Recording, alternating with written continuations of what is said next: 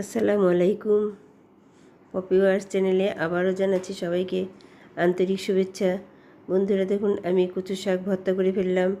আর এই কচু শাকটা কীভাবে ভর্তা করলাম সেটাই আজকে আপনি দেখাবো। কচু শাক ভর্তা করে কি মজা করে ভাত খাচ্ছি সেটাই আজকে দেখাচ্ছি আপনাদেরকে। কচু শাক পেলে আর কিছু চাই না।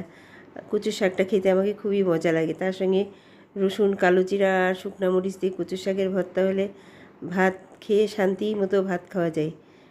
আজকে আমি আপনাদেরকে সেই কচু শাকটাই ভর্তা দেখাবো। এই কচুটাকে বলে মৌলবি কচু। মৌলবি কচু একটু টেস্টি আলাদা, মিষ্টি মিষ্টি লাগে। এই ডাঁটাসহ এই শাকটা ভর্তা করে খেতে দারুণ মজা। দেখুন, আমি ডাঁটাসহ শাক সুন্দরভাবে ছোটো ছোটো টুকরা করে কেটে নিব।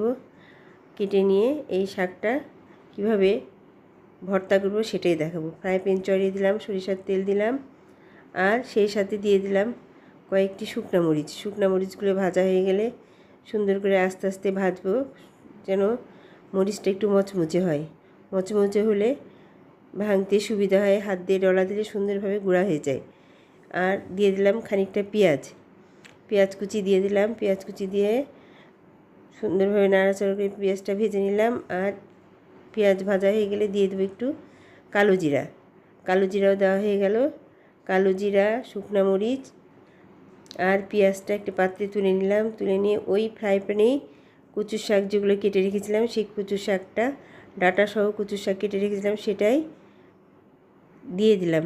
আর সঙ্গে দিলাম 3টা মরিচ আর রসুনের কোয়া, একটা রসুনের কোয়াকে সুন্দরভাবে ছিলে পরিষ্কার করে ধুয়ে ওই শাকের মধ্যে দিয়ে সিদ্ধ করে ফেললাম। ডাঁটাসহ কচু শাক সিদ্ধ হয়ে গেছে। এখন এই সিদ্ধ হয়ে গেলেই আমি ভর্তা করে আপনাদেরকে দেখাবো। দেখুন, অল্প একটু পানি লাগবে না, অল্প আছে সুন্দরভাবে ঢাকনা দিয়ে ঢেকে ভাপের সাহায্যে শাকটা সিদ্ধ হয়ে যাবে এবং একটুও পানি লাগবে না। দেখুন, রসুনও সিদ্ধ হয়ে গেছে, শাকও সিদ্ধ হয়ে গেছে।